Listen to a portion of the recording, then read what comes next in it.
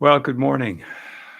This is Overheard overnight for April 1st, 2024. And no, it's not an April Fool's joke. It's been a while, and a lot has happened since then, some of which I'd like to share with you this morning. We'll get into what Overheard overnight's all about at some point in the future. But for this morning, I'd really like to ruminate on three things, with one question basically to start.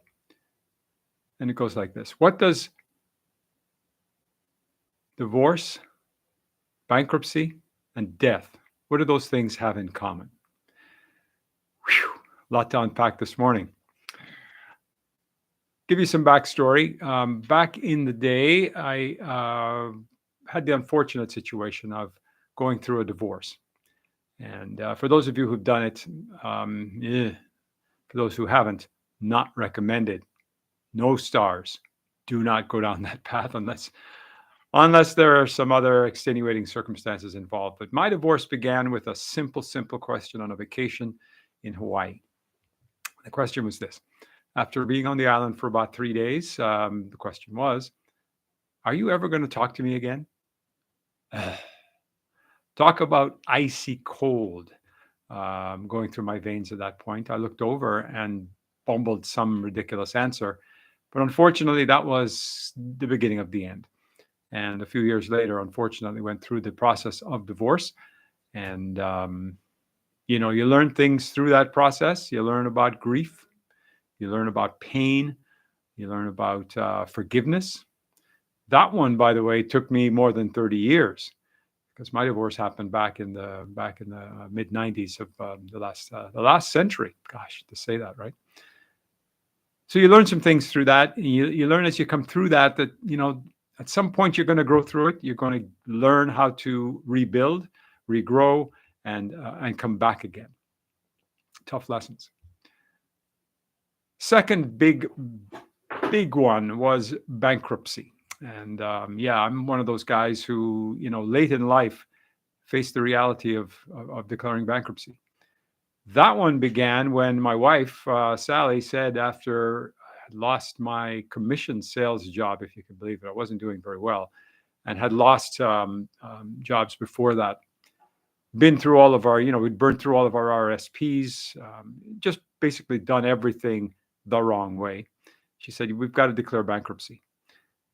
It wasn't ice this time. It was probably mercury coursing through the veins, as I had to deal with the reality of saying to the world basically that I couldn't do it. I was a failure. The actual toughest moment for me in that process was sitting in the office of the bankruptcy trustee, and having discussed with him exactly where I was and looking at the options and realizing that there were no other options. This was it. Had to face it. There was no job, no prospects, and I was heavily in debt. And I remember two things. I had to face the reality that the document I was about to sign would change everything. Yep, it sure would wipe out all the debt. No more phone calls, no more stress about having to make credit card payments. But at the same time, I was done, right? I'd failed. I'd failed at the ability to master finances. And the second one was, as my pen was hovering over the sheet of paper and I was trembling, I broke into tears. And he said some things, this is a guy I've never met before. He said some things that I still remember to this day and keep very close. And the first one was, Chris, look, if you don't sign today, 7 years from now, when, your life has gone on, life will have gone on. You don't know what it's going to look like. But I can tell you, if you sign today, those 7 years are going to pass. And at the end of those 7 years, if you followed the directions, if you followed the system, you will be debt-free. Pen dropped to the paper and I signed. Still drumming, still shivering, still the mercury going through the veins. And 7 years passed. I learned how to budget. I learned how to deal with debt. I learned how to not run up credit card debt. I learned how to spend within my means. I learned how to live on, 65 at one point percent of my income, money coming in, raise that up to about 80. So I save still about 20% every month. Use those cliche systems and procedures and strategies, tactics to cope with life moving forward. So, it's now nigh on almost 10 years later, and I'm feeling in a much better place. Tough lesson. What came out of it? Boy, a lot of grief, a lot of stress, a lot of sadness, a lot of anger. Yeah, some of it was directed back at the wife because she definitely was the one who pushed me into it. Wow, what a way to say, right? I did it to myself, but I'm allowing someone else I'm blaming someone else, right? Anyway, we'll come to that in another episode. But through it all, come through it and realizing that there is new life after that. There is a new beginning. And I certainly have enjoyed and appreciated what that was all about. And to be quite blunt, if I hadn't have gone through it then, I don't think I would have been in any position at all to have dealt with the next big blow, and that was death. And this one, still, I'm unpacking this one after a year and 14 months since Sally passed away. Sally and I had been together for 20 years, and about 4.5 years ago, she was diagnosed with cancer, lung cancer. And I got to tell you, boy, when you Google that, you just want to give up right away, and you just want to crawl into the hole or whatever you can do to escape the reality of what diagnosis looks like. Don't Google it. Listen to your doctors. We happen to be in very good care. She happened to be in a very great place for coping with, dealing with, treating her cancer.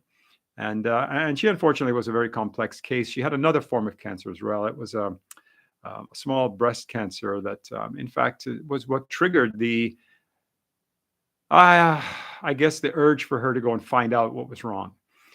So we're thankful for that, but lung cancer is a brute. Anyway, we wander along for a few years in going through the process of treatments. There was chemo, radiation, and then there were every 3 months, the tests and the scans and the results and the clinic visits and the on and on and on. The multiple oncologists that we met with, the ridiculous amount of blood tests. And for me, I ignored it to a certain extent. Sally, though, with dignity and with a ridiculous amount of grit, fought through it until she couldn't.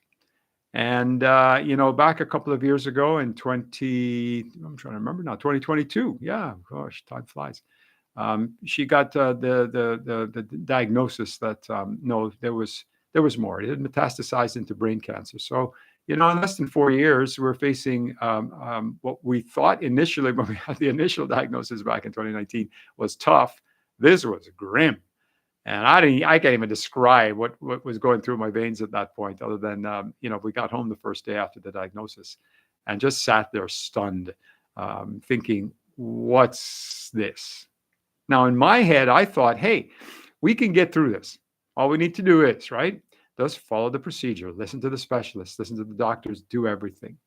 And she did. Surgeries, a little bit of radiation, and then, unfortunately, metastases in the brain and cancer. Not good combinations. You definitely don't want to Google these. We got the diagnosis finally in late 2022 that, no, this was terminal and there were no treatments. So, had to face the reality of death. And that happened relatively quickly, very pain-free, and with an awful lot of dignity. And I got to tell you, that's one of the things I learned, through the whole thing, the whole process. How do you maintain dignity when you've lost everything? And that's what Sally taught me. The morning she passed away, 3:20 in the morning on January the 8th, morning I'll never forget. Held her hand to the end, and you think at that point, how am I going to go on? I'm thinking, gosh, I don't have any illness. I'm not sick. I'm in great shape. I've got good health, and here I am worried about me. And through that process, and it's been a tough one, learned that there is new life after death. And in fact, the spirit probably, and I don't want to get too crazy on this, but the spirit probably continues on in others. I certainly have felt it in myself, seen it in the kids, and I know some of the grandkids certainly have felt the present's moving on. So again, what's the lesson from this? Through the grief, through the challenges, life does go on. There is new life. Now, I'm not completely oblivious to the fact that there are others out there who have been through this. And as I think now back about divorce, bankruptcy, and death, what is it that links those three together? And very simply, it's new life, it's new birth, it's rebirth, it's whatever you want to call it. There is newness that comes out of it if you're prepared to accept the reality of what you've been through. And to kind of sum up today, let me go back to a couple of weeks to a coffee with a good friend of mine and a mentor, Norm. And we're sitting chatting, and we've been down talking now for about 90 minutes. You know those conversations, right? You solve all the problems of the world, and at the end of it, you still can't remember what you did. Well, towards the end of it, he said something that I thought, wow, that's interesting, because I just hadn't thought of it to that point, right? And he said, Chris, in life, there is no plan B. This is it. And it just clicked. What links bankruptcy to the divorce before it and to the death after and to whatever is coming next? There's no plan B, folks. This is it. This is life. Every day, be present. That's all there is. Sounds a little crazy. Maybe it sounds real. Maybe it's a bit too raw for you. Maybe you're going through something like that. I'm hopeful, though, that as we punch forward with Overheard Overnight, we'll dive into some more of these topics. If you've got any comments, please leave them here, or I'm going to push this out on my LinkedIn channel as well as Facebook. If you do find any of this interesting, please let me know. If you find it overwhelming, also let me know. Some direction and guidance would certainly help. Anyway, we'll catch you again next week. So until next time.